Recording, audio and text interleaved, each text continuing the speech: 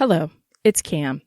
Before you listen to this particular episode of our True Crime podcast, I wanted to mention that the perpetrator featured in this case targeted sex workers, many of whom were Indigenous women struggling with addiction and/or mental health issues. According to Statista.com, in 2018, the rate of homicide victims among women in Canada was more than 6 times higher for the Indigenous population. Often victims of violent crimes, Indigenous people are twice as likely to suffer a physical assault and 3 times as likely to become victims of robbery and sexual assault compared to their non-Indigenous counterparts. If you would like to find out more information about missing and murdered Indigenous women and girls, or how you can help, please visit amnesty.ca. That's amnesty.ca, or visit cariscanada.org, and that's KAIROS Canada.org. Thank you. How do you do? Jen and Cam feel it would be unkind to present this program without a friendly word of warning. We are about to unfold our True Crime podcast, a podcast of lifelong friends who seek to examine crimes which were committed without reckoning upon God. The discussion will be frank, and the subject matter will be of a grim and violent nature. I think it will thrill you.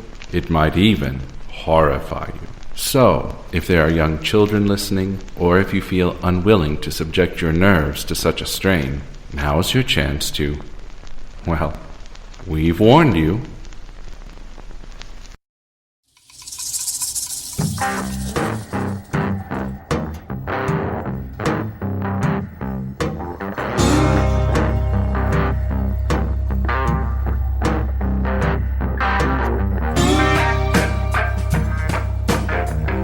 Hi, Jen. Hey, Cam, how are you? I'm delightful. How are you? I'm doing great. Well, good. And yourself? Oh, I already asked that, didn't I? Yeah, you did, but that's okay. I did. It's okay. I'm great. Thanks for asking. Short-term memory, girl. Well, good. For reals. What's been going on? Anything exciting? No, I'm determined it's never going to snow again, and I'm never getting a snow day, ever. I don't think you will, because of everybody going virtual. I don't think that's not going to happen anymore. I think snow days are a thing of the past. Nope. Our superintendent said that we would get them because we need to enjoy family time and enjoy the snow because everything's been so stressful. But it doesn't matter. It's not going to snow ever again. Is this the one that's leaving your district? That would be the one. Good point. Well, okay. All righty. You got something for us? I know you do. We got something actually very, very special episode. It's actually a listener submission. Yay, listener submission. Ethan Rye. Thanks, Go, Ethan. Go, Ethan. I love Ethan. Ethan always DMs me on Twitter. We talk a lot. Aw. He's a good dude, my friend. Well, I hope I do it justice. I'm reading it today. And big words are hard. I'm just going to say that. They are hard. And so hopefully... Especially words that you have never heard before, but you just only read them. And sometimes, Correct. This little story takes place right above us in Canada. Right there in Canada.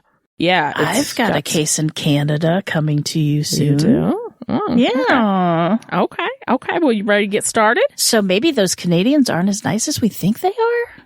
No, I think they're pretty nice. I think these are just outliers, correct? They're super nice, but there's always a few bad apples in the barrel. Mm-hmm. You know what I mean? Those outliers. Yep. Well, let's get to it. Here we go.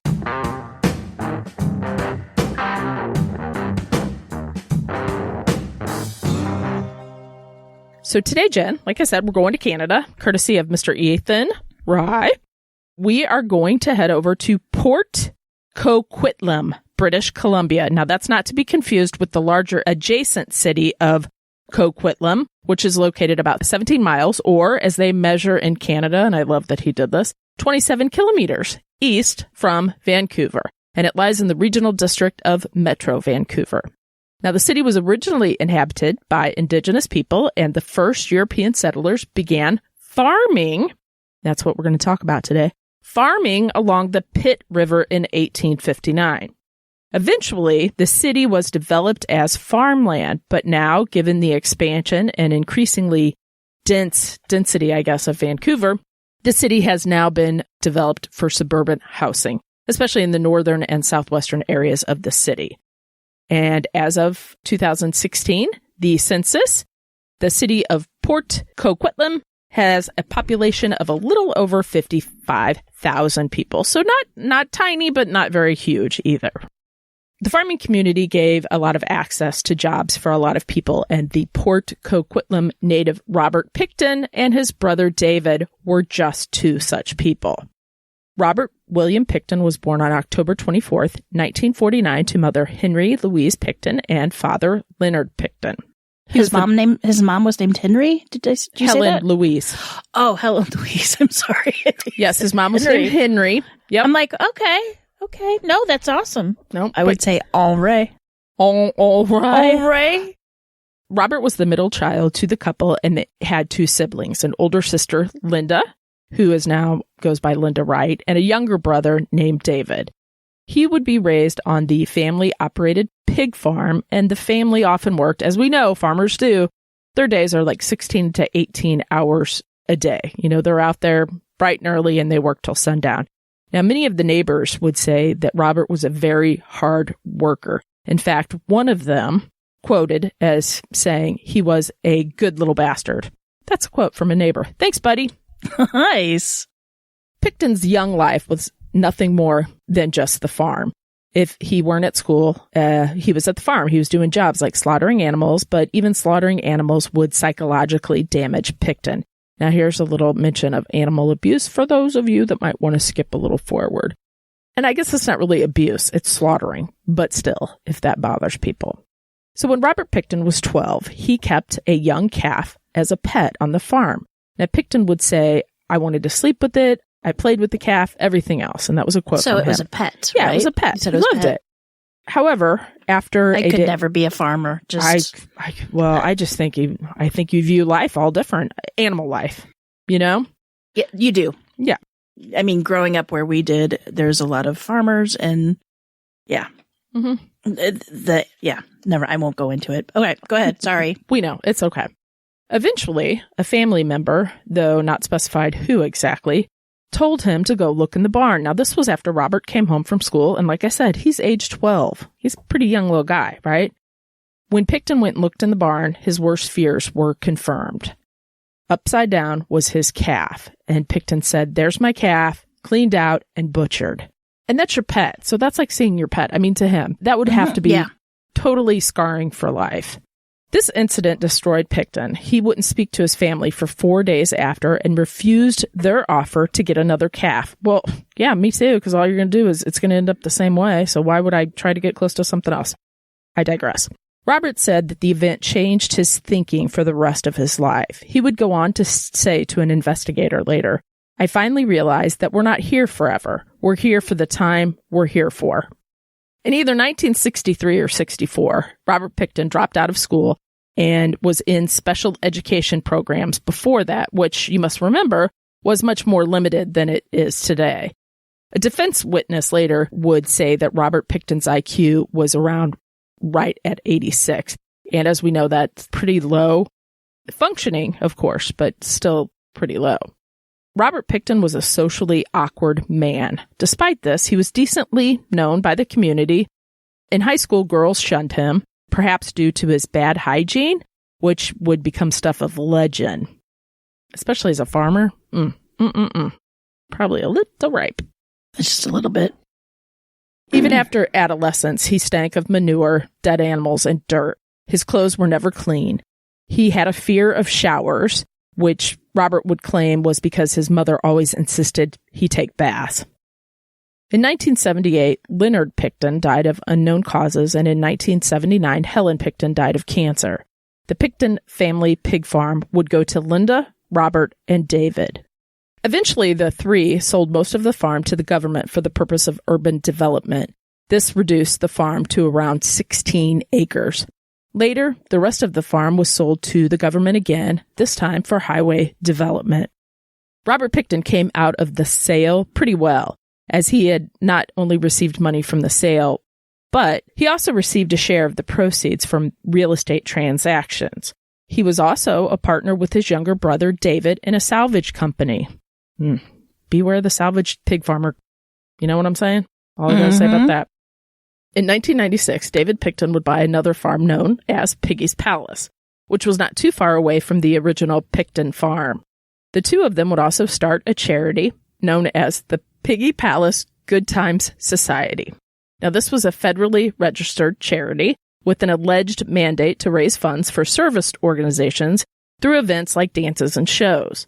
However, of course, neighbors complained of drug use, drunkenness, and overall loud noise. The parties were attended by as many as 1,700 people.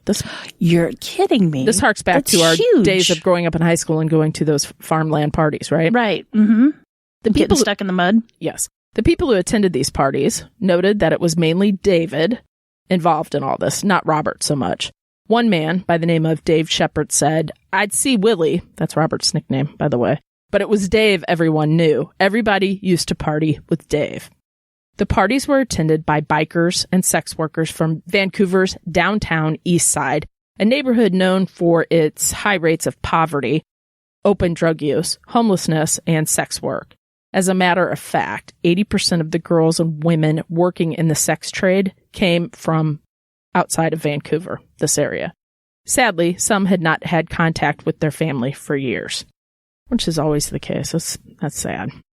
It's very sad. Now, it's not known when Pickton's killings began, but the earliest case on the RCMP Vancouver Police Department Missing Women Task Force first links Pickton to the disappearance of Diana Melnick, a sex worker on the downtown east side with 4 prostitution-related charges against her. She disappeared in December of 1995, and while police would later find her DNA on one of the freezers in Pickton's workshop, her body was never found, and no charges have been laid against anybody, though police do believe that Robert Pickton killed her. Melnick's disappearance was first linked to Pickton and was the only case linked to Pickton in 1995. One more case would be linked to him in 1996. However, in 1997, 6 disappearances would be linked to Robert. Also, on March 22, 1997, one woman would have a close call with Pickton. A woman was taken to the farm when Pickton tried to handcuff her. She fought off Pickton and seized a kitchen knife. However, Pickton also had a knife, and in the ensuing scuffle, both would suffer serious wounds. Thankfully, the woman was able to escape, get on the road, and wave down an oncoming car. She was taken to the hospital in nearby New Westminster, which took about a 20-minute car ride. While the woman underwent emergency surgery, Robert Pickton was receiving care for his injuries in the same New Westminster hospital. Do you believe that? No, it's unreal. Right? I don't know. I wonder if they're like, how did you get this? And she said, this guy, I don't know. You would think that maybe they'd put that together, but maybe not. A hospital attendant would find a key in Pickton's pocket that would fit the handcuffs on the woman's wrist. Pickton was arrested and charged with attempted murder, assault with a weapon, and forcible confinement. Robert Pickton's charges were, however, dropped in January of 1998, supposedly because the woman was not considered a competent witness because of drug use.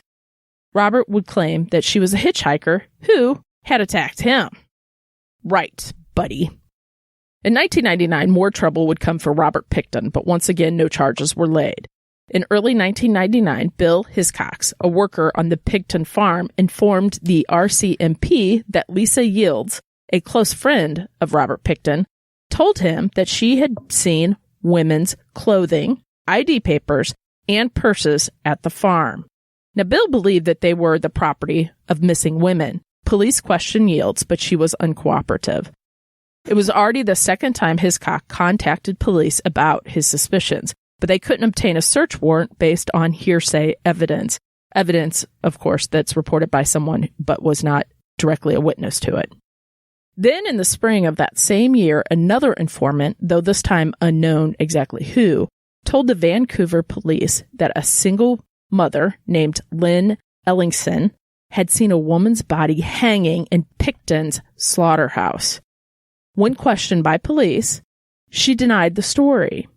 this is like a good example of how many times, I don't know. If somebody comes and complains about somebody once, it's one thing. Twice, okay. But 3 times, 4 times, 5 times, like you got to kind of start to think something's up, right? Mm-hmm. It was only in 2007 during Robert Pickton's trial where Lynn Ellingston admitted that she did see a body hanging in March of 1999. She also admitted that Robert Pickton threatened that if she were to say anything, she'd end up next to her, meaning the body. That is right. Terrible. No wonder she recanted. Eventually in 2001, the Vancouver Police Department and the RCMP formed Project Even-Handed. It was a joint task force to investigate missing women from the downtown east side. However, Robert wasn't investigated immediately, and once he was investigated, it wasn't even for any disappearance of a woman. In early February of 2002, Scott Chubb, who was formerly employed by the Picktons as a truck driver, informed the RCMP that he himself had seen illegal guns in Robert Pickton's trailer home. Now, again, this goes back to how many times do you have to report these people? Once, twice, 3 times, 4 times? I mean, sooner or later, something's not right. Due to the information that the RCMP received from Scott Chubb, this was able to allow them to reach the requirement for a search warrant. Finally, thank you. Police would find several illegal and unregistered guns, as well as items connecting missing women to the property. Both Robert and Dave Pickton were arrested, and police would obtain another search warrant, this time to search the farm as part of the British Columbia missing women investigation. The next day, Robert Pickton was charged on weapons charges, and he would be released on bail, while Dave Pickton would be released without any bail. Robert would not be allowed to return to the pig farm as police investigated and searched it.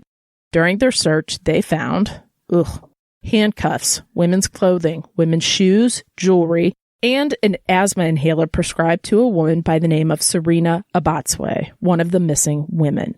DNA testing of blood found on the motorhome of the property matched Mona Wilson, who was last seen 3 months earlier. Finally, on February 22, 2002, Robert Pickton was charged with 3 counts of first-degree murder in the deaths of Serena Abotsway and Mona Wilson. Then, on April 5th, 5 more charges were added, following by 4 more in September and then another 4 in October. In 2005, 12 more charges were added, including that for Diana Melnick, who police believe was Pickton's first victim. This brought the total to 27 women. Wow. Jeez Louise, that's horrible. While Robert Pickton was being held in jail in Surrey, British Columbia, he told an undercover RCMP officer, who he believed was another detainee, don't fall for that, buddy, that he had actually killed 49 women, and he was hoping to make it to 50. Sometimes goals aren't a good thing. In this case, no, they're not. While Robert Pickton was in jail, the pig farm became the largest crime scene in Canadian history. Investigators took 200,000 DNA samples and seized 600,000 exhibits. Despite this, forensic analysis proved difficult because the bodies may have been left to decompose or to be eaten by insects or the pigs on the farm. During the early days of the excavations, forensic anthropologists brought in 2 50-foot flat conveyor belts to find traces of human remains. Can you imagine? Horrifying. With a criminal mind, you have to admit that that's kind of genius. It is. Right? It totally is. But still, it's sick is what it is. On March 10th, 2004, the government revealed that Robert Pickton may have ground up human flesh and mixed it with pork to be sold to the public, resulting in the province's health authority issuing a warning. Could you imagine? Oh, that would be terrible. Robert Pickton also supposedly sold the meat to meat processing businesses and to the local police. Robert Pickton's trial began on January 30th, 2006 in New Westminster. Pickton pleaded not guilty on 27 charges of first-degree murder in the Supreme Court of British Columbia. Reporters were not allowed to disclose any of the material presented in the arguments. Then, on March 2nd, one of the 27 counts was rejected by Justice James Williams for lack of evidence. The victim was registered as Jane Doe. On August 9th, Justice Williams severed the charges, splitting them into one group of 6 counts and another group of 20 counts. The trial proceeded on the group of 6 counts. The other 20 counts could have been heard in a separate trial, but were ultimately stayed on August 4th, 2010.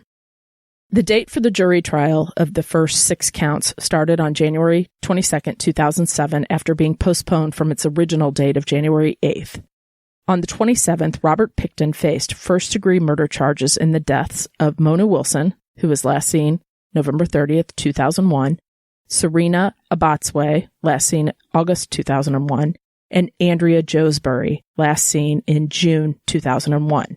Brenda Ann Wolfe, last seen February of 1999, Marnie Lee Fay, last seen August of 1997, and Georgina Faith Papin, last seen January of 1999. That's those families. The media ban was lifted on that day, and for the first time, others heard the details of what was found during the long investigation. This included skulls cut in half with hands and feet stuffed inside, the remains of one victim stuffed in a garbage bag, and her blood-stained clothing found in Pickton's trailer, part of another victim's jawbone and teeth found in Pickton's slaughterhouse, and a .22 caliber revolver, complete with an attached dildo containing both Robert's DNA and his victim's DNA. In a video played for the jury, Robert Pickton claimed to use the dildo as a makeshift silencer. No, come on. Also presented was a syringe found in Pickton's trailer with 3 milliliters of a blue liquid inside. In fact, Scott Chubb, who originally reported the illegal firearms to police, said that Robert Pickton once told him that the best way to get rid of a drug addict was to inject them with either windshield wiper or radiator fluid, because then police will just think it's an overdose. On December 9th, 2007, after a long 9 days of deliberation, I can't believe it took 9 days, the jury came back with a verdict. The jury found Robert Pickton guilty on 6 counts of second-degree murder. Pickton was sentenced to life in prison, serving 6 concurrent life sentences. British Columbia's Attorney General at the time, Wally Opal, said it would be unlikely for a parole board to ever release Robert Pickton.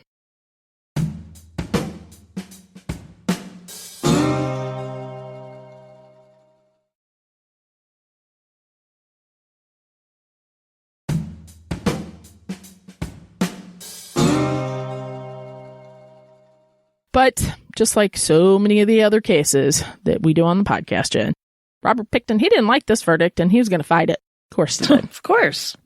On January 9th, 2008, Robert Pickton's lawyers launched their appeal of his 6 murder convictions, accusing Justice James Williams of erring in his final instructions to the jury during the original trial. But thank goodness it did not work out. On June 25th, 2009, the BC Court of Appeal upheld Robert Pickton's conviction in a 2-1 ruling. Then a day later, on June 26th, Robert Pickton's lawyers announced his team will now appeal to the Supreme Court of Canada. This, again, however, didn't work out. On July 30th, 2010, the Supreme Court of Canada unanimously rejected Robert Pickton's appeal for a new trial. Well, thank you, as they should.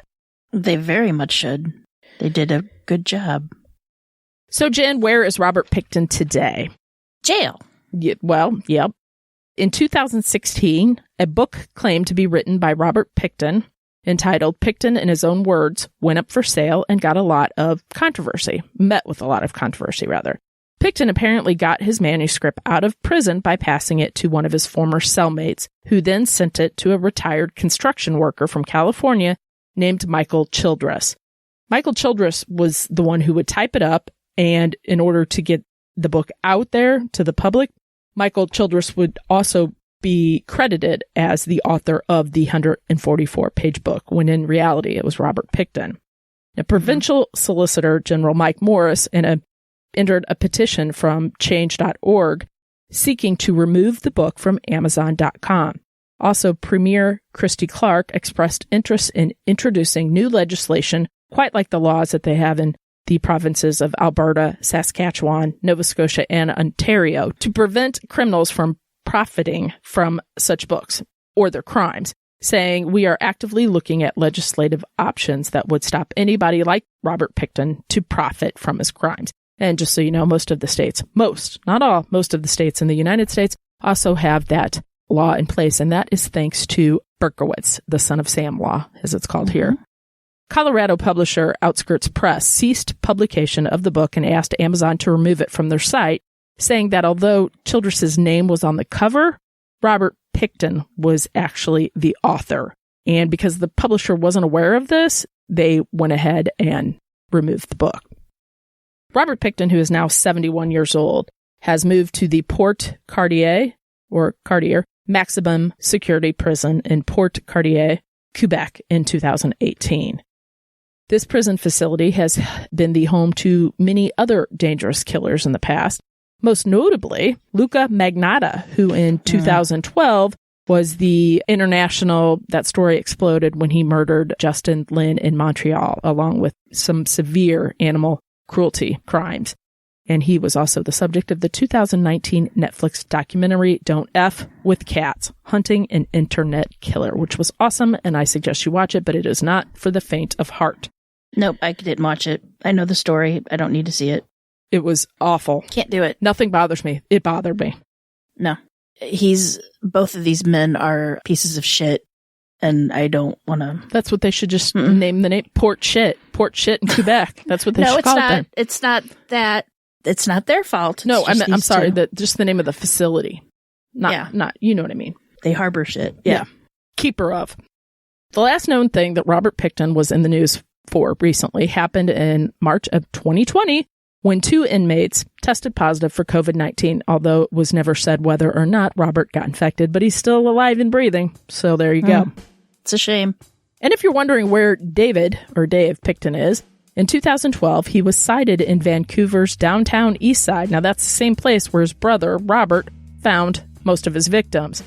He was also sued by a woman for sexual assault in 2015, with the woman claiming that Pickton threatened to cut her into pieces if she didn't leave town.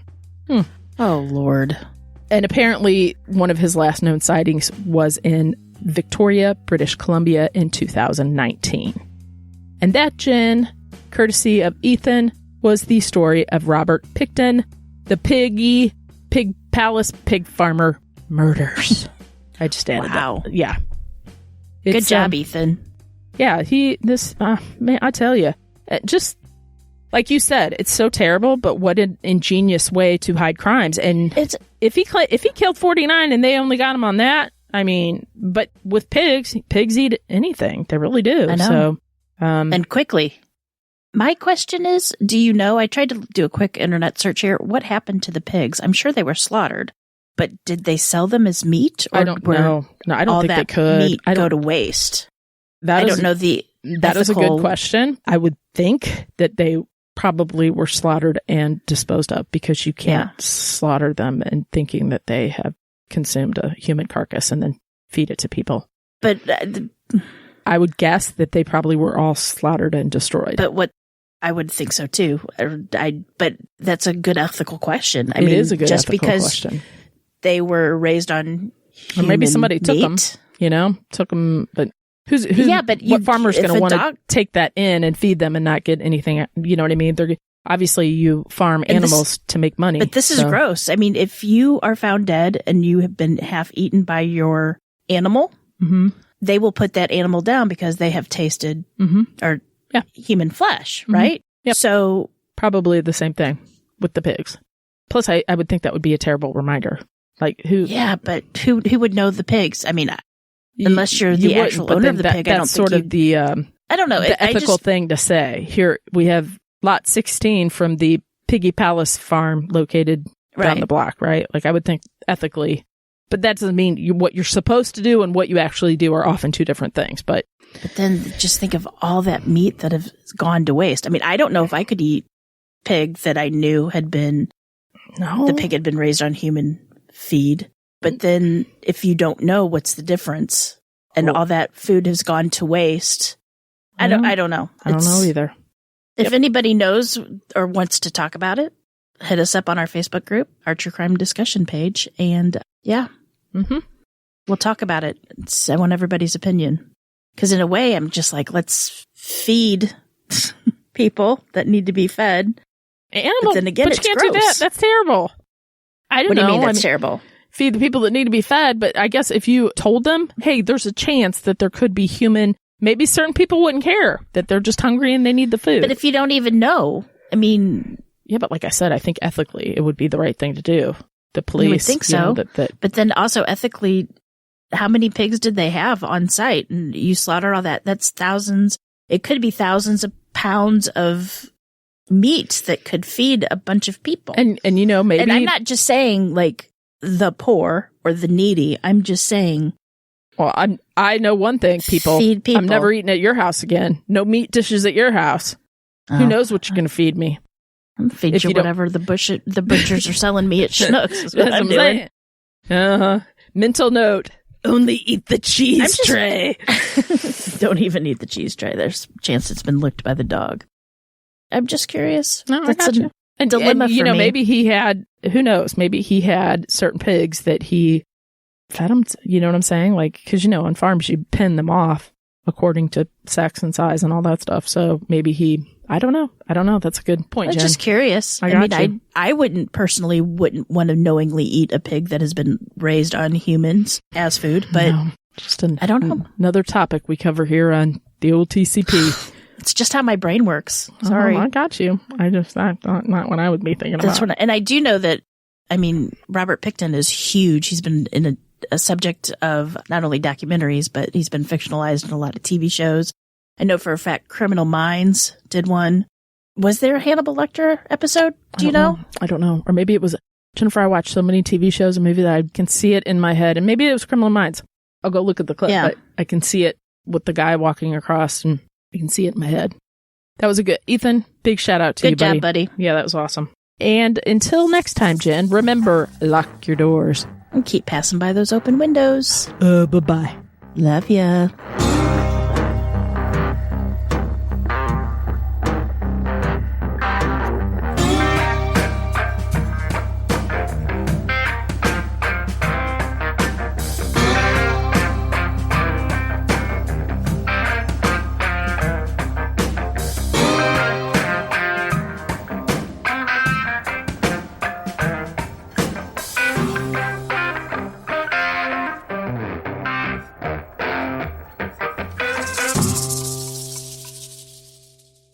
It is a listener discretion. That is not it. Listener submission. Yes. There we go. Submission. Took me a minute. I had a little bit of gin brain there. Oh, I've got a scarring story, but I won't tell you. I'll tell you afterwards. It's okay, you do that. I don't probably want to know, but thank you. Hopefully with you, with your short memory, you won't remember and I won't need to know. So it'll work out great for both of us. Short-term memory girl. I finally realized that we're not here forever. We're here for the time we're here for. Some deep thought there, Robert. Sorry, not funny. Deep thoughts with Robert Pickton. 6.5. How do you say? Is it hectaacres? How do you say that? Hectaacres? I think it's hectaacres. You want me to look it up? No, because I'm just going to convert it to acres. Because thank goodness he put that. Well, but hectaacres might be different. No, because he put 6.5 hectaacres or 16 acres. Okay.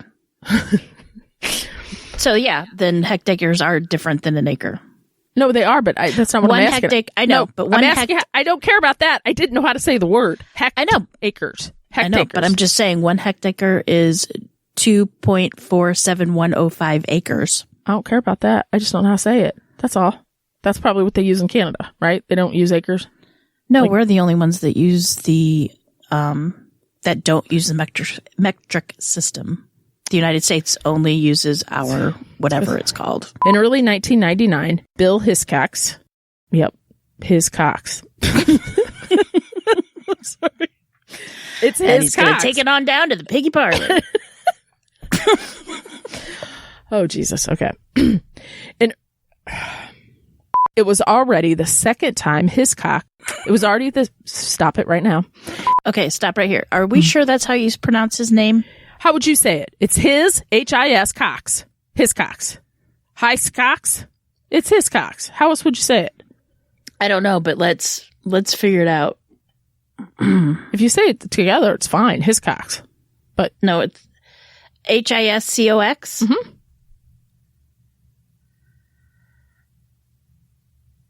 Let's just make sure, because I would get in trouble. Hiscox. Yep, Hiscox. That security guy died. He was killed. Died. Hiscox. I got it, girl. Hiscox. You don't have to keep playing it. I got it. No, I don't. Well, it's on the loop. Sure it does. Okay. I just wanted to make sure because God knows. Hiscox. Well, you can't help your name. Just talk to Mr. Seymour Butts. You know what I'm saying? You can't help it. All right. In early February of 2002, Scott Chubb.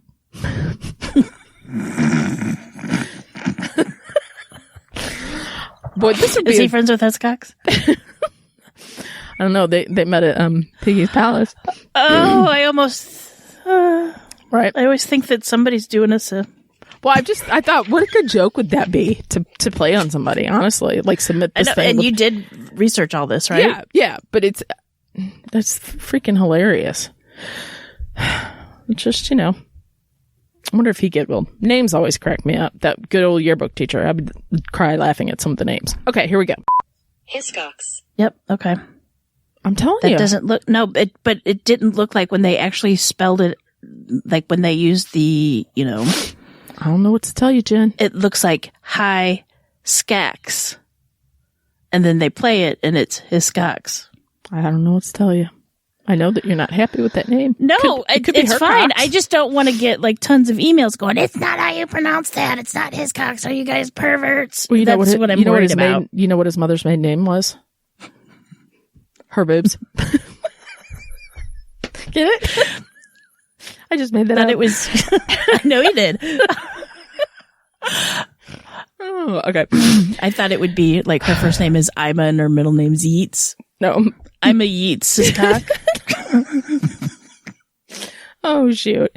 Oh, you're just excited to go get those peanut butter dog treats. Sorry. I'm so sorry, Ethan, and I hope this place is much better. Okay. Okay.